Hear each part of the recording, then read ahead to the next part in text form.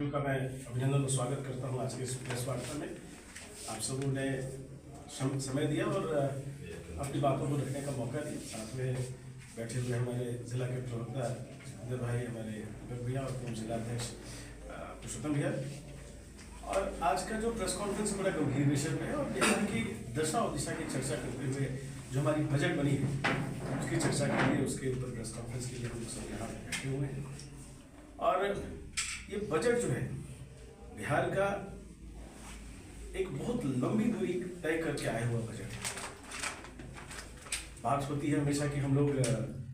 जंगल राज की बात करते हैं, हम लोग पहले की बात करते हैं। मैं बहुत पहले की सब बातों पर नहीं जाऊंगा, मैं सिर्फ थोड़े कुछ तुलनात्मक दृष्टिकोण से जिस बातों को हम रख सकते हैं उतने तक ही हम आएंगे और अपने आने वाले कल के अपने विकसित भारत, विकसित बिहार और विकसित औरंगाबाद पर ही हम निर्भर हैं। जैसा कि हम सबको पता कि इस बिहार ने आज तक का सबसे बड़ा बजट अपने विधानसभा के इस सत्र में पेश किया और इस क्षेत्र की जनता के आशीर्वाद से मुझे सौभाग्य मिला कि इस ऐतिहासिक क्षण का मैं साक्षी रहा, सामने रह के देखने का पहला बजट और इस सेशन को देखने का मुझे सौभाग्य प्राप्त हुआ, सीखने का भी सौभाग्य प्राप्त हुआ। और किस तरह से इस सरकार ने एक लंबी दूरी तय करके, जहाँ रेवेन्यू डेफिसिट बजट हुआ करता था और बजट का सबसे बड़ा भाग या ज्यादातर भाग सरकार को चलाने के लिए खर्च होता था, वहां से आज एक विकसित बिहार और आने वाले कल का बिहार की रचना की दशा और दिशा क्या होगी उसको बहुत स्पष्ट रूप से अपने इस बजट में सरकार ने दिखाने का प्रयास किया और उसको अचीव करने का प्रयास किया। इस तरह से इस बजट में आने वाले कल में एक तो बजट का स्वरूप हम सबों ने देखा कि एक बड़ा बजट, ऐतिहासिक बजट हमारे सामने आया, लेकिन उसके साथ जिस तरह से बिहार सरकार ने एक साहसिक कदम लेते हुए मूलभूत सुविधाओं और इंफ्रास्ट्रक्चर डेवलपमेंट पे जिस तरह से इस बार फोकस किया, किस तरह से इस बार इंफ्रास्ट्रक्चर डेवलपमेंट पर हमारा अच्छा फोकस हो और सर्वांगीण विकास के लिए, चाहे वो स्वास्थ्य हो, चाहे वो शिक्षा हो, चाहे वो किसानों के लिए हो या अलग अलग विषयों के लिए, चाहे वो रोड इंफ्रास्ट्रक्चर की बात कर लें, चाहे हेल्थ इंफ्रास्ट्रक्चर की बात कर लें, स्कूल इंफ्रास्ट्रक्चर की बात कर लें, ये सारे विषयों पे बहुत अच्छे से सरकार ने इसका विश्लेषण किया और उसके ऊपर किस तरह से बिहार आगे बढ़ पाए और रोजगार किस तरह सृजन कर पाए उसकी भी चर्चा इस बजट में हुई। और पहले तो बिहार जब अपना बजट बनाता था या फिर बिहार में जिस तरह से हम विकास के दर की बात करते थे तो भारत के दर से वो राष्ट्रीय औसत से कमी हुआ करता था। आज हम सारे बिहार वासियों के लिए ये गर्व का विषय है कि आज हमारा जो अनुमानित विकास दर है वो लगभग दूना राष्ट्रीय अनुपात से ऊपर है। तो इसका मतलब स्पष्ट है कि बिहार आज विकासशील और विकसित होने वाले राज्यों की श्रेणी में जिस अनुपात से आगे बढ़ रहा है वो मुझे लगता है कि सबसे आगे टॉप 5 में जरूर होगा। और जिस तरह से हमारा बजट का एक्सपेंडिचर है, जिस तरह से हम सरप्लस जनरेट कर पा रहे हैं और जिस तरह से केंद्र सरकार का भी लगातार अपने अलग अलग योजनाओं के माध्यम से, अपने अलग अलग अनुदानों के माध्यम से जिस तरह से केंद्र सरकार का भी बिहार के विकास में जो सहयोग मिल रहा है, जो सम्मान हम बिहारियों को मिल रहा है, वो हम देख पा रहे हैं कि किस तरह से केंद्र सरकार भी बिहार सरकार के कदम से कदम मिला के अपने बिहार वासियों के विकास के लिए और एक विकसित बिहार के लिए, एक औद्योगिकीकरण वाले बिहार के लिए, एक साक्षर बिहार के लिए, एक स्वस्थ बिहार के लिए, एक इंफ्रास्ट्रक्चरली आत्मनिर्भर बिहार के लिए, उसमें केंद्र की भी अपनी भूमिका है। तो आज इस प्रेस कॉन्फ्रेंस के माध्यम से माननीय मुख्यमंत्री बिहार सरकार, माननीय प्रधानमंत्री जी, मैं अपने क्षेत्र की जनता की तरफ से, अपने बिहार की जनता की तरफ से मैं बहुत बहुत धन्यवाद देता हूँ। आपने अभी कहा कि बजट में जो है बढ़ोतरी हो रही है निरंतर, लेकिन जिस प्रकार से अदर स्टेट में स्वास्थ्य व्यवस्था है यहाँ बिहार में नहीं देखा जाता है और यहाँ से केवल रेफर का पुर्जा मिलता है, क्या कहेंगे? आपने देखा होगा और जैसा मैंने कहा कि बहुत लंबी दूरी तय करके ये बजट यहाँ तक पहुंची है, चाहे स्वास्थ्य, शिक्षा, रोजगार या इंडस्ट्रियलाइजेशन या मूलभूत संरचनाओं की अगर हम बात करते हैं तो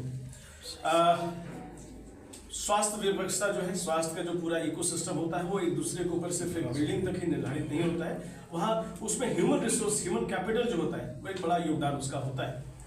और मैं फिर से पीछे की सरकारों की निंदा और उसके जंगल राज पर बात नहीं करना चाहूँगा, लेकिन फिर भी जो पिछली सरकार थी, जो पिछली सरकार थी जिसका नामकरण हम कुछ भी कर दें 2014 के पहले, 2004 के पहले, 5 के पहले इनफैक्ट, तो उसमें अगर हम देखेंगे तो एक भी मेडिकल कॉलेज एक भी फार्मेसी कॉलेज और एक भी नर्सिंग कॉलेज नहीं खुला था। तो अगर हम देखें तो उस 15 साल के पूरे टेन्योर में इस बिहार सरकार ने जो पहले के मेडिकल कॉलेजेस थे उस पर बढ़ोतरी नहीं की। उसका दुष्परिणाम ये भी रहा साथ में कि हमारे नए डॉक्टरों की टीम, हमारे नए मेडिकल सपोर्ट स्टाफ की टीम वो आगे निकल नहीं पाई वहाँ से। उसके साथ में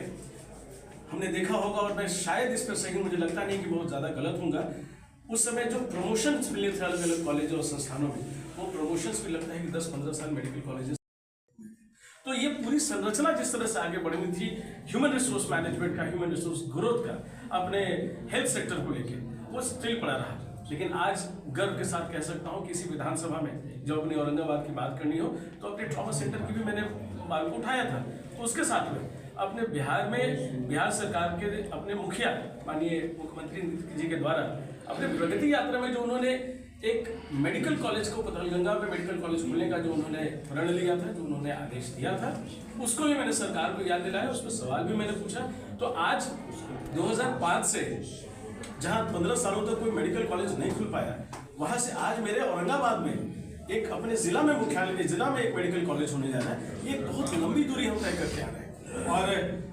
हर चीज का एक समय लगता है उसको बनने में, लेकिन फिर भी ये सरकार, मैंने जो मांगे उठाई वो अति विशिष्ट सेवा की बात उठाई कि कैसे लाइफ सपोर्टिंग सिस्टम हमारे औरंगाबाद के अस्पतालों में हम पहुंच सके। एक समय तो ये अपना पूरा जो हेल्थ का सिस्टम था वही बिहार में लाइफ सपोर्ट पे था। तो आज हम लोग लाइफ सपोर्ट की बात कर रहे हैं, ट्रॉमा सेंटर्स की बात कर रहे हैं, मेडिकल कॉलेज की बात कर रहे हैं। विश्वास रखिए कि सरकार को जितना विश्वास आप सबों ने दिया है, जितना आपने आशीर्वाद दिया है, ये सरकार आपके स्वास्थ्य को लेके भी बहुत सजग है। मुझे लगता है कि कम समय में इस दूरी को भी हम पार कर सकते हैं। NH 139 एक बहुत अहम सड़क है और मेरा ये मानना है कि हमारा जो क्षेत्र है, हमारा जो औरंगाबाद है, ये अपार संभावनाओं का क्षेत्र है। मैं फिर से रिपीट करता हूँ, ये अपार संभावनाओं का क्षेत्र है। वो इसलिए कि एक तो हमारे जो मैन पावर यहाँ पे है, जो हमारा कर्मठ मैन पावर और स्किल्ड मैन पावर, उसके अबंडेंसी हमारे पास है प्रचुर मात्रा में अपने क्षेत्र में। लेकिन उसके साथ में जो नई इंडस्ट्रियल पॉलिसी और जो नए इंडस्ट्रियल डेवलपमेंट को हम देख पा रहे हैं, अपने बगल में गया जी में एक सैकड़ों हजारों एकड़ जमीन में जहाँ स्पेशल इकोनॉमिक जोन और इंडस्ट्रियल कॉरिडोर बन रहा है, उसके साथ में अपने बाएं तरफ बक्सर में भी एक स्पेशल इकोनॉमिक जोन और इंडस्ट्रियल कॉरिडोर बन रहा है। हम उसको बीचों बीच आते हैं और ये ट्रायंगल तब पूरा होता है जब हमारी कनेक्टिविटी 139 के जरिए हमारे कैपिटल सिटी के साथ जुड़ता है। हमारे शहर पे दबाव बढ़ने वाला है, हमारा इंडस्ट्रियलाइजेशन को इस क्षेत्र से कोई अब रोक नहीं सकता है। उसमें चाहे वो देव क्षेत्र हो, चाहे औरंगाबाद क्षेत्र हो, इसका विकास होना तय है। उसमें 139 और इसी मुद्दे को मैंने लगातार आदरणीय केंद्रीय मंत्री नितिन गडकरी जी से मिलकर भी और अभी अपने सदन में भी अपनी बातों को इसको रखने का और आग्रह करने का प्रयास किया कि 139 हमारे औरंगाबाद और यहाँ से झारखंड को जोड़ने वाला जो लाइफलाइन है, ये एक महत्वपूर्ण शहर है, एक महत्वपूर्ण रोड है जिसको हमको जोड़ना चाहिए। तो चौड़ीकरण तो हो रहा है, लेकिन 4 लेनिंग ही क्लियर कट इसके ऊपर मांग है हमारी कि 4 लेनिंग होना चाहिए। मुझे लगता है जो मुझे सरकार से आश्वासन मिला है उसमें एक DPR तैयार करने की बात चल भी रही है और एक नई सिरे से 4 लेनिंग के DPR का काम संभव। केंद्र में और राज्य में दोनों जगह जो है आपकी सरकार है, लेकिन अभी UGC का मामला और बिहार में नीट छात्रा का मामला जो है तुल पकड़े हुए है और नीट छात्रा का मामला जो है स्वर्ण समाज से जुड़ा हुआ है, लेकिन स्वर्ण समाज के नेता आप के एक भी नहीं बोल रहे हैं, जिस पर सवाल खड़ा हो रहा है। क्या कहेंगे? CBI को हम सबों के ज्ञान में है कि हम इसको सरकार ने बड़ी गंभीरता से ली है और CBI को उसको हैंड ओवर किया गया है इस मामले में। विश्वास रखिए, अपने किसी भी बच्चियों के लिए और अपने किसी भी छात्र के लिए मैं बहुत मजबूती से खड़ा रहता हूँ और जहाँ जिसकी जरूरत पड़ेगी वहाँ किसी लेवल पर संघर्ष के लिए मैं साथ में तैयार रहता हूँ। उसमें कहीं किसी को इफ एंड बट नहीं होना चाहिए और कोई भी ऐसा मुद्दा जो सरकार जो लोगों के बीच में एक कंफ्यूजन पैदा करे, एक बांटने का प्रयास करे, मैं हमेशा उस मुद्दे पे अपने क्षेत्र की जनता के साथ में अपने लोगों के साथ हमेशा मजबूत। UGC पर क्या कीजिएगा? UGC देश भर में आता है। मैंने कहा उसको, ये मामला भी अभी विचाराधीन है, लेकिन मैंने इसको बहुत स्पष्ट रूप से कहा कि कोई भी मुद्दा जो अपने क्षेत्र में अपने युवाओं पे और अपने स्टूडेंट्स के ऊपर जो किसी भी तरह का मतभेद पैदा करे या कंफ्यूजन क्रिएट करे या बांटने का प्रयास करे, उस पर मैं हमेशा अपने लोगों के साथ CM को बेटा आरोप लगाया है। CM के बेटा निशांत कुमार आरोप लगाए हैं छात्रा की हत्या पर। मामला विचाराधीन है, मामला सीबीआई को हैंड ओवर है और तथ्यों के अभाव में मैं किसी भी आधिकारिक रूप से मैं किसी भी ऐसी टिप्पणी को नहीं करूंगा जो थोड़ी हल्की हो जाए। तो ये अभी इन्वेस्टिगेशन इस पर चल रहा है और अपने बिहार की एजेंसी को साथ में सीबीआई इसमें आप कर कह रहे थे कि बजट में कुछ विशेष रूप से औरंगाबाद जिला में कुछ खास अभी जैसा कि हम लोग ने देखा इंडस्ट्रियलाइजेशन और इंडस्ट्रियल कॉरिडोर की बात करते हैं तो अभी हाल फिलहाल में हम सबों ने देखा कि कैसे उद्योग मंत्री जी ने किस तरह से हमारे औरंगाबाद में एक इंडस्ट्रियल जोन बनाने की भी बात की और इसके साथ में मैं लगातार अभी तो बड़ा जल्दी हो जाएगा NH 139 एक बहुत अहम सड़क है और मेरा ये मानना है कि अपना हमारा जो क्षेत्र है, हमारा जो औरंगाबाद है, ये अपार संभावनाओं का क्षेत्र है। मैं फिर से रिपीट करता हूँ, ये अपार संभावनाओं का क्षेत्र है। वो इसलिए कि एक तो हमारे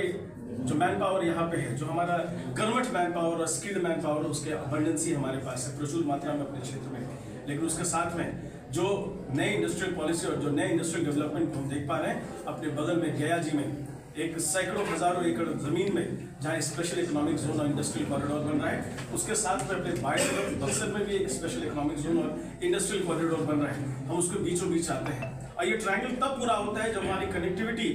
139 के जरिए हमारे कैपिटल सिटी के साथ जुड़ता है। हमारे शहर पे दबाव बढ़ने वाला है, हमारा इंडस्ट्रियलाइजेशन को इस क्षेत्र से कोई अब रोक नहीं सकता है। उसमें चाहे वो देव क्षेत्र हो चाहे औरंगाबाद क्षेत्र हो, इसका विकास होना तय है। उसमें 139 और इसी मुद्दे को मैंने लगातार आदरणीय केंद्रीय मंत्री नितिन गडकरी से मिलकर भी और अभी अपने सदन में भी अपनी बातों को इसको रखने का और आग्रह करने का प्रयास किया कि 139 हमारे औरंगाबाद और यहाँ से झारखंड को जोड़ने वाला जो लाइफलाइन है, ये एक महत्वपूर्ण शहर है, एक महत्वपूर्ण रोड है जिसको हमको जोड़ना चाहिए। तो चौड़ीकरण तो हो रहा है, लेकिन 4 लेनिंग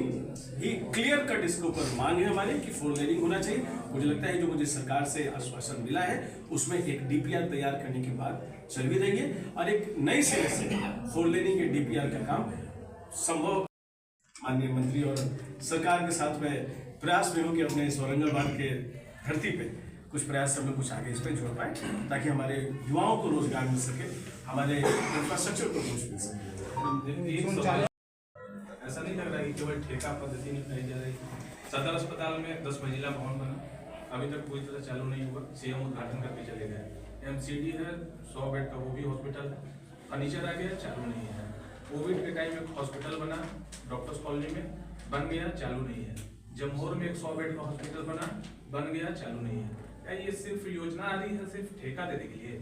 स्पष्ट जवाब चाहिए। बिल्कुल स्पष्ट जवाब देता हूँ उसको। और मुझे लगता है कि आपने जो विधानसभा में मैंने जो प्रश्न उठाया था वो बिल्कुल स्पष्ट था कि हमारे पास इंफ्रास्ट्रक्चर है, हमारे पास मशीनरी है, हमारे पास इंस्ट्रूमेंट्स है, लेकिन उसको ऑपरेट करने वाला मैन पावर की हमारी थोड़ी अभाव है इसमें। और आप जिस विषय को अवगत करा रहे हैं मैं उसके साथ बिल्कुल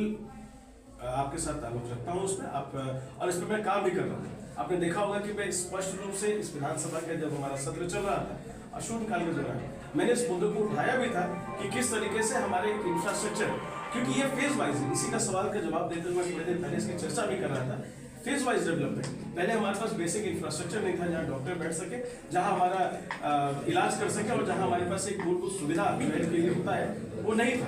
आज वो सिस्टम खड़ा हो गया, धीरे धीरे करके उसके ऊपर काम भी हो रहा है। लेकिन विश्वास मानिए, जिससे मैंने इस बार विधानसभा में अपने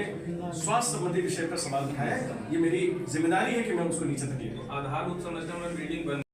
की बहाली होगी, यानी फिर उसका ठेका निकालेंगे बनाने की? ऐसा कुछ भी नहीं होगा। मैं प्रयास करूंगा इसको, प्रयास मैं कर ही लूंगा इसको कि जिस तरीके से अपने क्षेत्र के जो भी नॉन ऑपरेशनल हेल्थ अपने इंफ्रास्ट्रक्चर से उसको ऑपरेट करना। मैंने कहा आपको कि अलग अलग विषय के बारे में, स्वास्थ्य संबंधी विषय के बारे में बहुत कैटेगरिकली मैंने कहा हमारे पास इंस्ट्रूमेंट, हमारे पास ये सब कुछ है, लेकिन